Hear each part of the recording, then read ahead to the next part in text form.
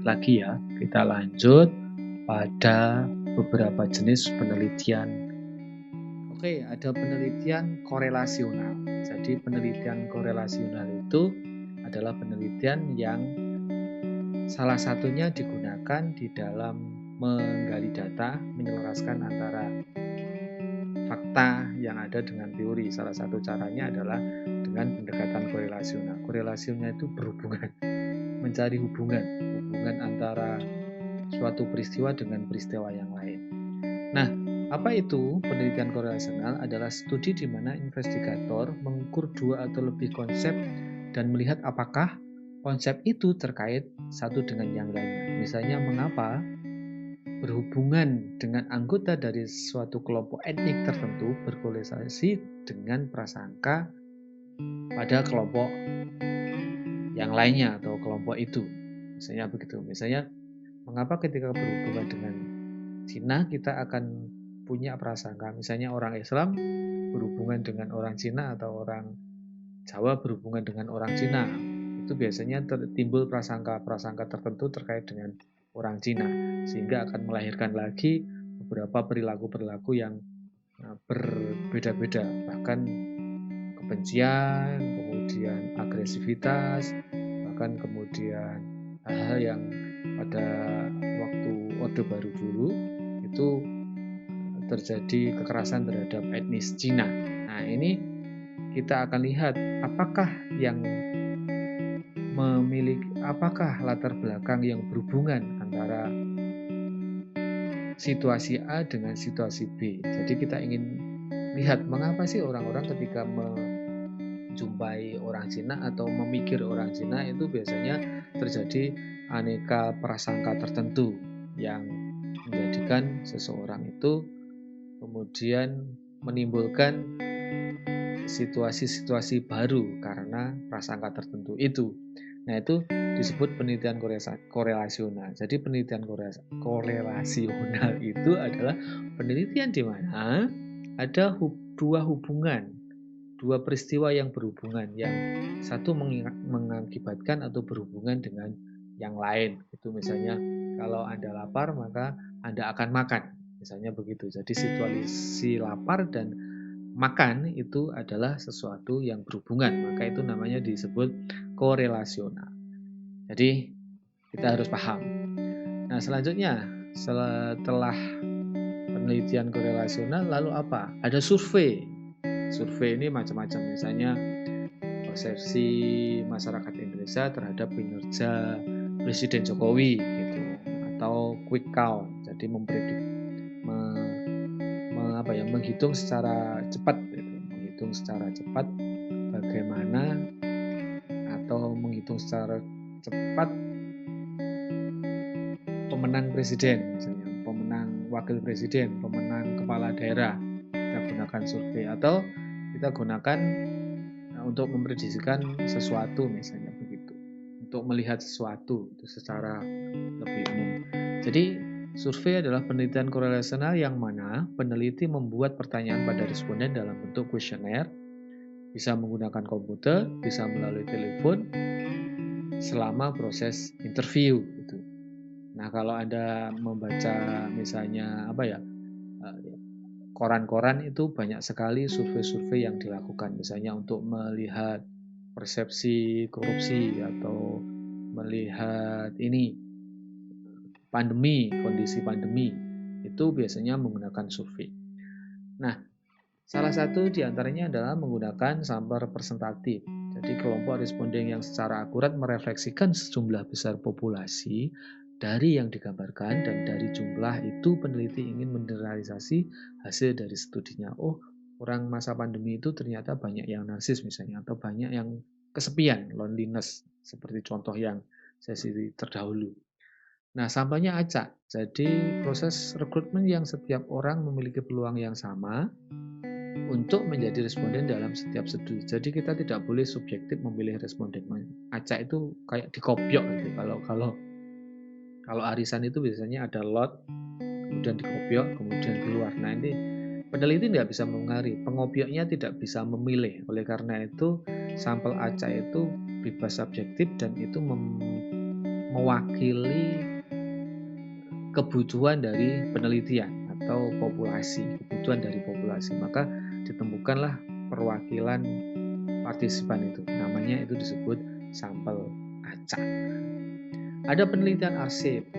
Penelitian arsip adalah investigasi korelasional yang didasarkan pada informasi yang sebelumnya telah dijelaskan oleh para peneliti, seperti rekaman sejarah, artikel media massa, atau bentuk lain dari sejumlah data-data publik gitu. Nah, ini bisa dilakukan dengan meta-analisis, misalnya dengan studi 1, kita mau membaca studi 2, studi 3, studi 4. Kalau di psikologi biasanya terkenal dengan meta-analisis. Jadi, meneliti sekian ratus riset. Nah, nanti ada kecenderungan sama mana dan kecenderungan yang tidak sama yang mana. Nah, misalnya kita mau meneliti arsip-arsipnya ini Budiman Sujatmiko misalnya. Ini misalnya adalah cerita-cerita dia, nah, atau naskah-naskah kuno yang berisi tentang cerita-cerita tertentu. Nah, itu bagian dari penelitian arsip. Penelitian observasi. Nah, ini sering dilakukan di psikologi. Kalau penelitian arsip itu jarang dilakukan di psikologi, kecuali yang meta-analisis itu biasanya banyak dilakukan di psikologi. Investigasi korelasional yang mana peneliti mengamati partisipan dan membuat kode pengukuran melalui perilaku yang teramati, baik diamati secara langsung atau menggunakan video. Jadi pencarian datanya itu bisa menggunakan foto, bisa menggunakan video, atau mengamati langsung. Nah, ini biasanya penelitian observasi. Suatu contoh, saya melihat kehidupan gotong royong di sebuah masyarakat tertentu di sini. Maka saya mencoba untuk mendokumentasikan secara menggunakan foto atau menggunakan video. Dan itu nanti saya akan melihat bagaimana mereka itu menggunakan cara hidupnya. Ini contohnya adalah minum menggunakan daun pisang. Nah, ini penelitian observasi. Ada lagi penelitian observasi partisipan. Tipe penelitian observasi yang secara khusus peneliti turut menjadi bagian dari sebuah kelompok untuk mengobservasi anggota-anggota kelompok itu. Misalnya saya meneliti gotong royong. Saya terjun langsung ke lokasi itu. Jadi saya ikut andil di sini, kemudian saya setelah itu mencatat, merasakan, merefleksikan, mengingat, dan kemudian mendokumentasikan dan sebagainya. Saya turut andil di dalamnya. Itu biasanya disebut observasi partisipan, penelitian observasi partisipan. Nah, kemudian penelitian eksperimen. Nah, kalau penelitian eksperimen ini adalah penelitian yang berusaha untuk mengubah sesuatu atau mencoba sesuatu atau membuktikan sesuatu karena kita ingin mengondisikan sesuatu itu. Pokoknya sesuatu ya. Pokoknya sesuatu. Jadi contohnya begini.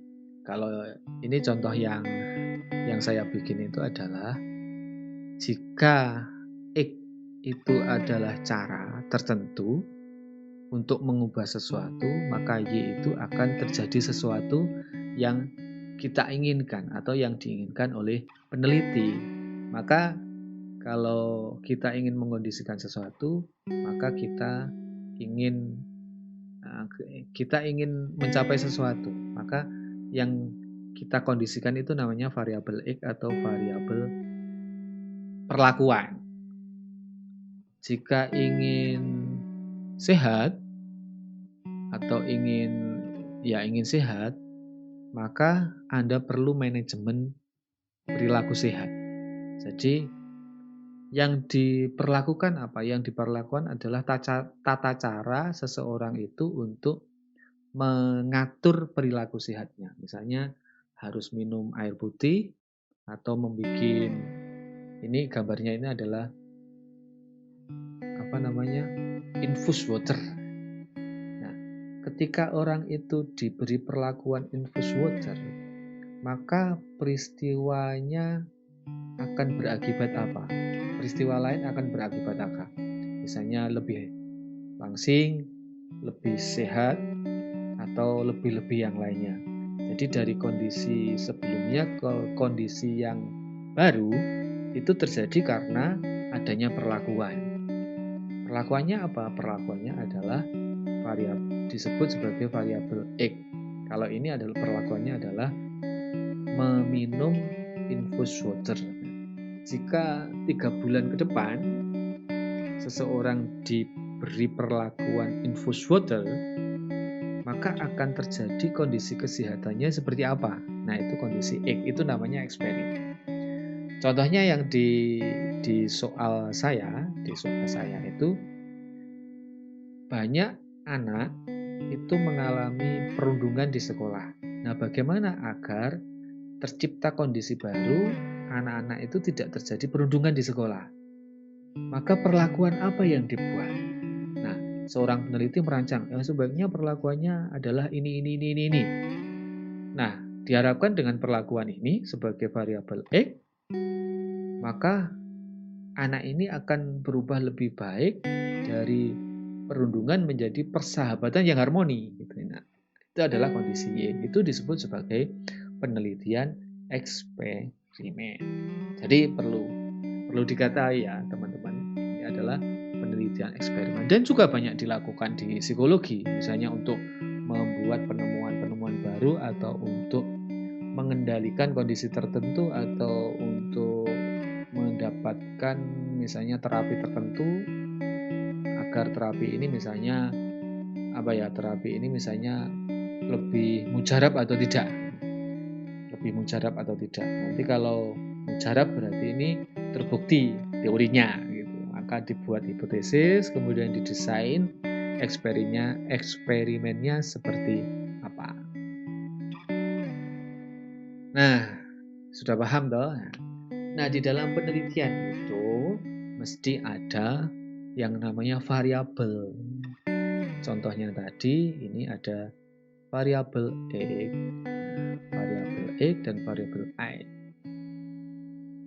Sebab akibat. Nah, di sini juga ada nanti. Di sini tadi korelasional itu juga ada.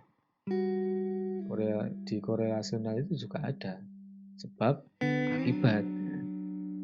Nah, ini sebab akibat, ini variabel X, ini variabel Y. Jadi di dalam penelitian ini termasuk penelitian kuantitatif ya. Sementara nanti penelitian kualitatif akan kita bahas tersendiri di proyek psikologi sosial Anda.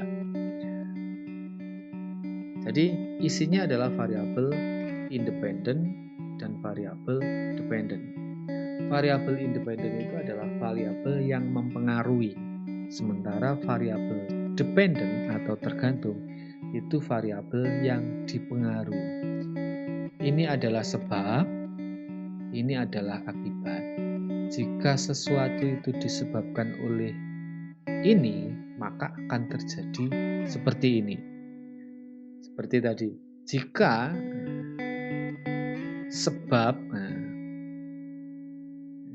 sebab manajemen perilaku sehat seseorang, maka berakibat pada kesehatan seseorang. Jadi ini variabel X, ini variabel Y.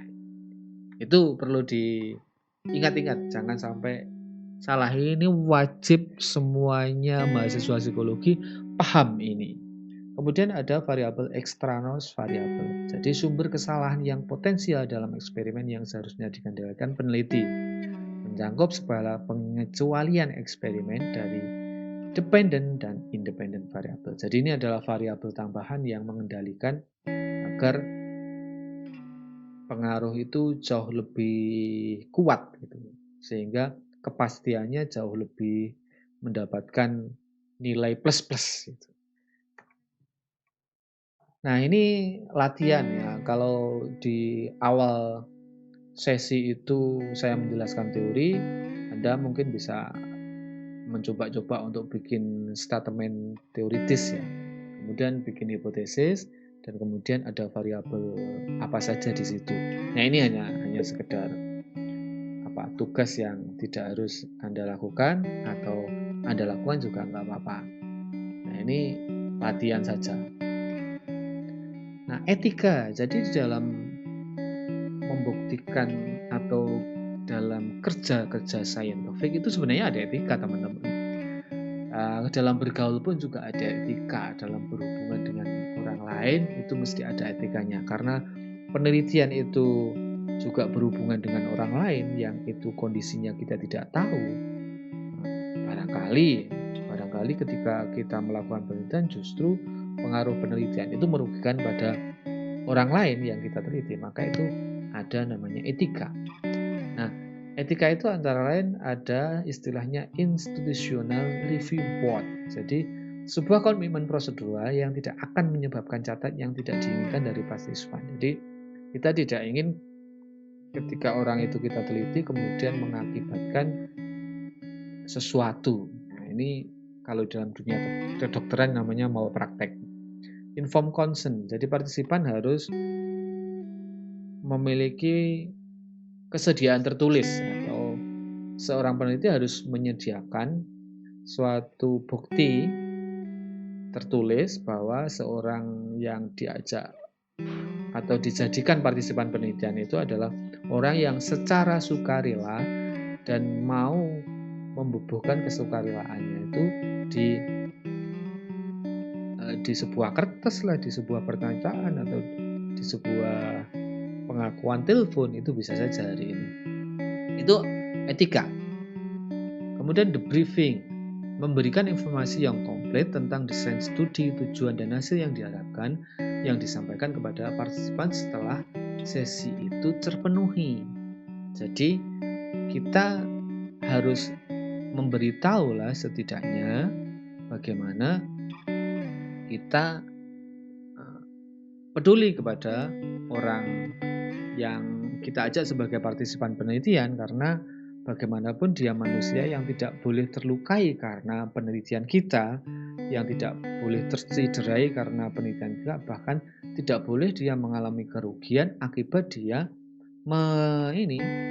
mengikuti penelitian itu.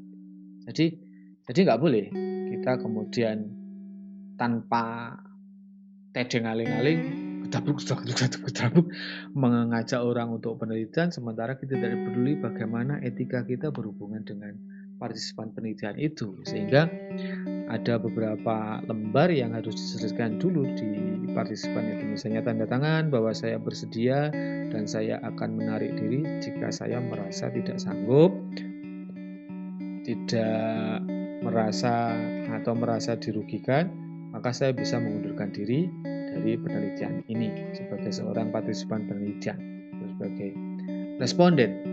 Nah, jadi begitu teman-teman. Ini adalah salah satu bagian dari review kita terkait dengan metode psikologi sosial sebagai sains. Nah, semoga Anda bisa lebih terbuka wawasannya. Tentunya wawasan ini adalah pemantik agar Anda membaca lebih luas, karena beberapa hal yang mendetail terkait dengan metode penelitian di dalam psikologi sosial itu dibahas di beberapa metode yang saya kira juga hampir sama. Jadi penelitian yang tadi jenis korelasional, komparatif, survei, arsip, terus eksperimen itu sebenarnya di dalam ilmu-ilmu sosial juga banyak digunakan, atau di dunia-dunia ilmu-ilmu alam juga menggunakan cara berpikir seperti itu, korelasional, eksperimen, begitu. Sehingga ini adalah pemantik saja, sementara teman-teman bisa mengembangkan lebih lanjut bagaimana Anda harus menguasai metodologi penelitian untuk menopang cara kerja psikologi sosial. Karena tanpa itu, saya kira kita tidak bisa menerapkan psikologi sosial dalam kehidupan sehari-hari atau memahami psikologi sosial dalam kehidupan sehari-hari yang itu dipenuhi dengan kualitas ilmiah gitu. Kalau Anda berbicara saja, Anda menanggapi sesuatu itu belum kualitas ilmiah. Tapi kalau kita misalnya membuat riset, membuat eksperimen, membuat pengujian atas gagasan-gagasan kita dalam memahami realitas, maka tidak bisa tidak harus kita memahami dan tentunya tidak hanya itu, memiliki skill gitu ya, memiliki ketampilan bagaimana memilih salah satu atau mempraktikkan salah satu di antara beberapa jenis penelitian tadi. Kalau Anda memilih satu atau dua aja, saya kira cukuplah Anda mengasah diri. Bisa membuat ini tadi landscape ilmiah. Oke teman-teman, sampai di situ saja penjabaran terkait dengan metode psikologi sosial, metode pemahaman psikologi sosial menggunakan pendekatan saintifik. Semoga memberikan pencerahan dan memberikan angin segar bagi kita untuk mulai bisa menggunakan pendekatan-pendekatan riset ini dalam mengembangkan pemahaman kita terkait dengan psikologi sosial. Semoga Anda bisa mengikuti dengan baik dan tentunya bisa menerjemahkan ini menjadi skill lapangan.